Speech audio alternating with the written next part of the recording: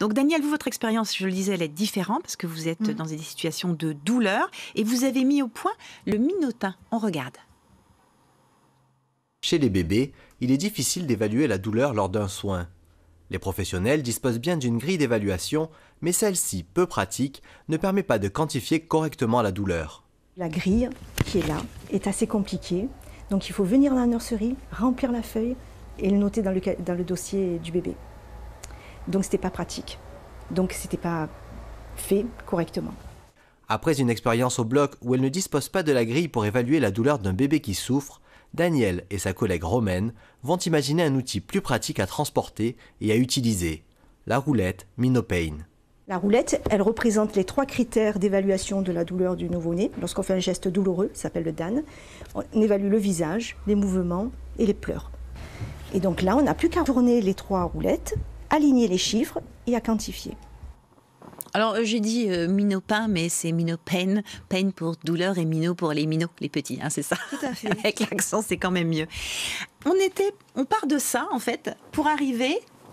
Voilà, tourner, c'est mieux. Non, là, c'est pas les DIN, ça c'est le DAN. C'est 2 grilles différentes. On va d'ailleurs expliquer un petit peu parce que moi, c'est quelque chose que je ne connaissais pas. Donc, on a le DAN. Le DAN. Alors, qu'est-ce que c'est ? C'est une grille d'évaluation de la douleur aiguë du nouveau-né. C'est-à-dire, chaque fois qu'on fait un geste douloureux, qui peut être douloureux, on est dans l'obligation, c'est notre rôle infirmier, d'évaluer la douleur avant, pendant et après le soin.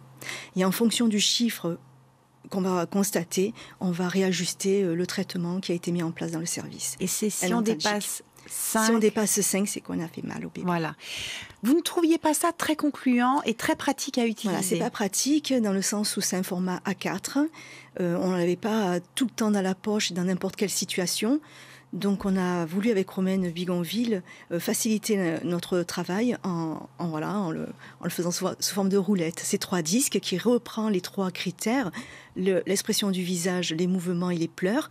On n'a plus qu'à tourner en fonction de ce qu'on constate et on chiffre. Et comment ça vous est venu cette idée ? Parce que ça a été quelques nuits de réflexion, il y a eu ça, mais... Oui, on a bien réfléchi parce qu'on s'est dit, c'est un outil, la grille d'évaluation est un outil très bien, mais pas pratique d'utilisation. Donc il fallait trouver un outil facile, qu'on met dans la poche, qu'on puisse se le passer entre nous, qui est lavable. Et voilà. Et puis on était au bloc avec Romaine, il y avait un bébé qui souffrait, on n'avait pas la grille sous la main. On s'est dit non, il faut absolument trouver quelque chose. Et donc voilà, l'idée est venue. On parle justement de faciès pour les bébés et pour les mamans. Donc là, on va dire que c'est plutôt synonyme de joie pour le champ prénatal. Et d'émotion. Pour vous, on est vraiment sur une possibilité de douleur. Donc vous regardez les traits du bébé, comment...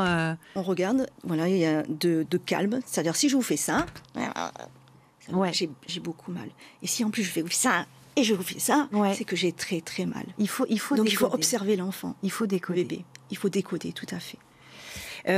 On parlait aussi de cette grille qui s'appelle le DIN, qui est de l'autre côté, les DIN. Alors, on l'utilise à quel moment celle-ci ? C'est une grille, le DAN, vous avez bien compris, c'est une douleur provoquée par le personnel.